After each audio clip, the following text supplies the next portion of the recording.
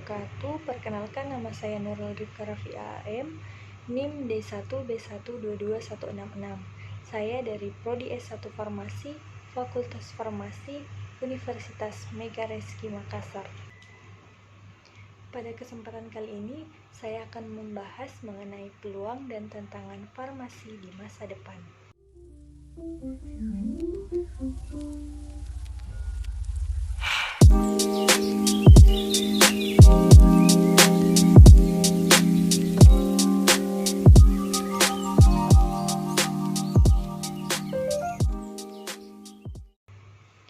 Zaman sekarang, teknologi mengalami perkembangan secara cepat. Contoh kecilnya saja yang bisa kita lihat bahwa segala aktivitas yang kita lakukan dapat dibantu oleh teknologi, mulai hal yang kecil sampai dengan hal yang besar, dapat diatasi dengan teknologi. Pada saat ini, kemajuan teknologi telah mengubah perekonomian di Indonesia maupun di dunia. Perkembangan teknologi digital mendorong banyak sektor industri untuk mengadopsi digitalisasi, termasuk pada industri farmasi.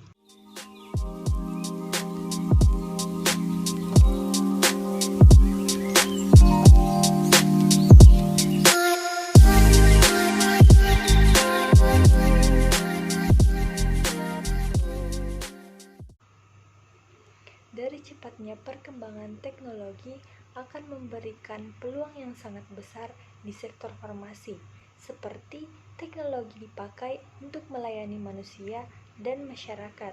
Teknologi yang digunakan dalam manufaktur menyesuaikan dengan kebutuhan dan keragaman pekerja industri farmasi yang tidak lagi dipandang sebagai cost, melainkan sebagai investasi.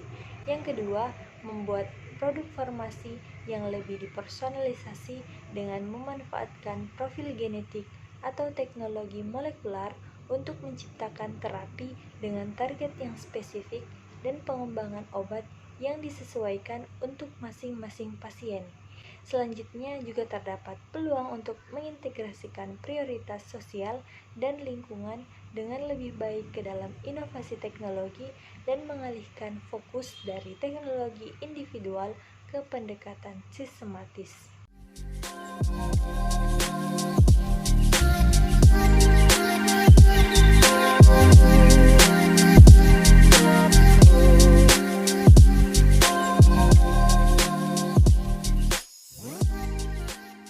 Perubahan era ini selanjutnya selain menjadi peluang, juga menjadi tantangan bagi sektor farmasi dalam memberikan pelayanan obat-obatan maupun industri farmasi itu sendiri.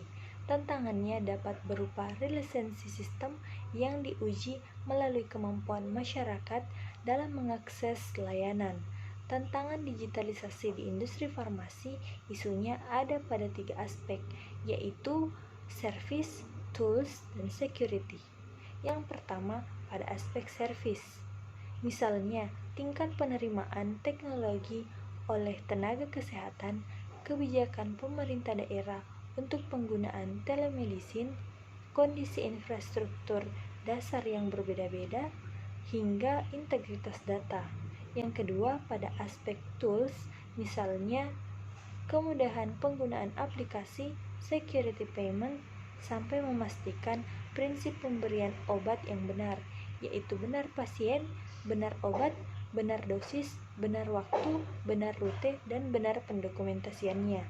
Yang ketiga yaitu pada aspek security, antara lain tentang keamanan data pengguna, cara pengiriman pharmalkes, mekanisme rujukan wilayah daerah tertinggal perbatasan kepulauan atau daerah tertinggal terdepan dan terluar, hingga regulasi lainnya.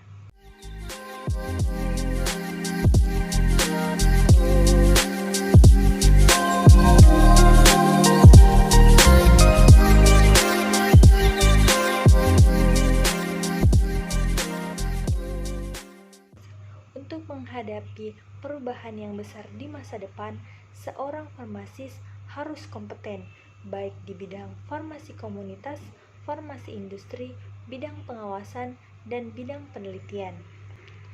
Seorang farmasis harus kreatif dan inovatif. Selain kompeten, seorang farmasis juga harus mengembangkan daya kreativitasnya Hal tersebut dapat dilakukan dengan memberdayakan secara maksimal segala sesuatu yang telah tersedia, menciptakan gagasan-gagasan baru.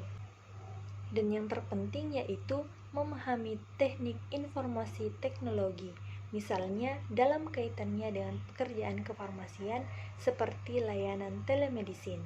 Sampai saat ini tercatat ada 11 penyedia platform telemedicine untuk jasa konsultasi dokter dan pengiriman obat secara gratis, yakni Halo Dokter, Getwell, Good Doctor, Halodoc, Link Sehat, Klik Dokter, Milfile Dokter, Prosehat, Sehatki, Yesdoc, Klinik Go.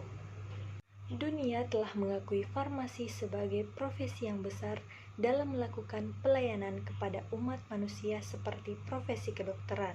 Profesi farmasi telah melalui banyak revolusi, telah belajar banyak hal, dan harus membuang metode-metode yang telah kuno.